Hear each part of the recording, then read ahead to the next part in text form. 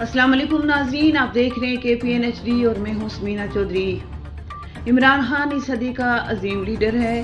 مسلم امت کو ایک پیج پر لانے، اسلامک فوبیا کے حوالے سے موقف کو دنیا کے سامنے رکھنے، احساس پروگرام، انصاف ہیلتھ پروگرام، گرین کارڈ کی اہمیت کو بلند کرنے اور دنیا کی آنکھوں میں آنکھیں ڈال کر بات کرنے کے حوالے سے عمران خان نے جو کردار ادا کیا وہ صدیوں تک یاد رکھا جائے گا۔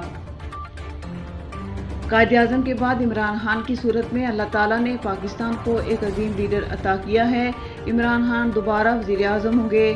اللہ تعالیٰ کے فضل و کرم سے عوام کی طاقت عمران خان کے ساتھ ہے۔ امتیاز نسیم MLA اور پارلیمانی سیکرٹری وسطی باغ کے عوام کے دلوں کی آواز ہے۔ وہ وسطی باغ کے عوام، مرد، خواتین اور یوتھ کی لیڈر ہیں۔ کرنل ریٹائر راجہ محمد نسیم خان مرحوم سابق وزیر حکومت کی سیاسی جانشین ہیں۔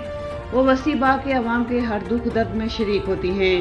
ان خیالات کا اظہار راجہ صدام رہنما PTI ضلع باغ نے میڈیا سے گفتگو کرتے ہوئے کیا۔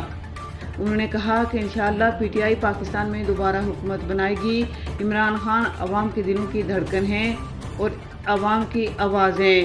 انہوں نے مزید کہا کہ عمران دلوں کا حکمران ہے اور وہ ایک باغیرت اور باضمیر شخص ہے۔ ایسا لیڈر صدیوں سے پیدا ہوتے ہیں۔